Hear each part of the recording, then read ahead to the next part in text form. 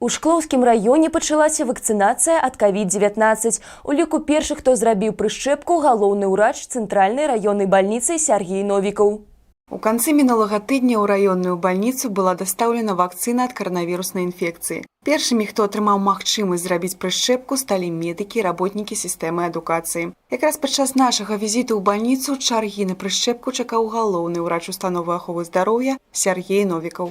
Сомнений, делать ли мне прививку или не делать, не было изначально, потому что я знал, заболевание серьезное, опасное, которое затронуло весь мир. Слава богу, ученые разработали ее. Ну, сейчас проверим ее действие на себе.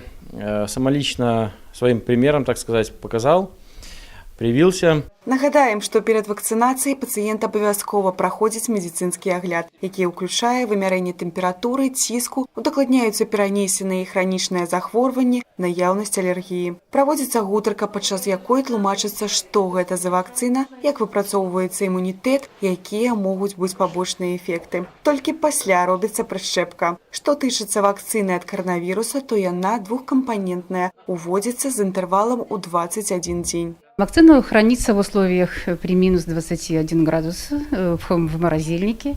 Мы получили 55 доз. Пасля працэдуры чалавек некаторы час застаецца пад наглядам урачэй. Але, як паказвае практыка, усе пацыенты пасля ўводу прэпарата адчуваюць сябе добра. Адзін з першых зрабіў прышчэпку і Юрий Галянков. Как появилась информация, что нас будут прививать, я сразу записался в один из первых в нашем учреждении. На мой взгляд, это человек должен принять самостоятельное решение, но, как я считаю, что эта прививка должна быть обязательна.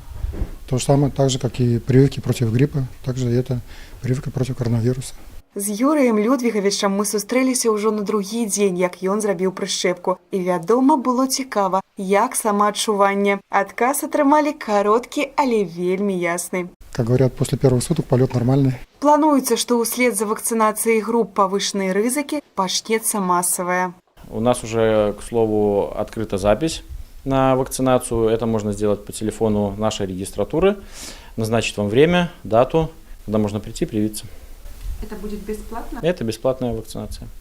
У цэлым у раёне назіраецца зніжэнне колькасці хворых каранавіруснай інфекцыі. Зменшылася і колькасць шпіталізаваных пациентов. К счастью, эпидемиологическая обстановка стабилизируется.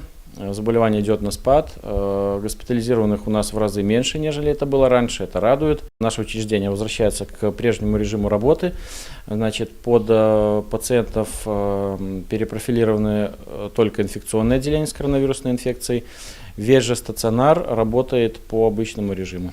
На думку медыкаў, немалаважны ўплыў на сітуацыю з захворваннем аказала ўсеагульнае распаўсюджванне супрацьэпідэміялагічных мер. Таму ўсе рэкамендаваныя раней меры актуальныя. Не расслабляйцеся, абмяжуйце кантакты, памятайце пра сацыяльную дыстанцыю і масачны рэжым. Беражыце сябе і будзьце здаровы.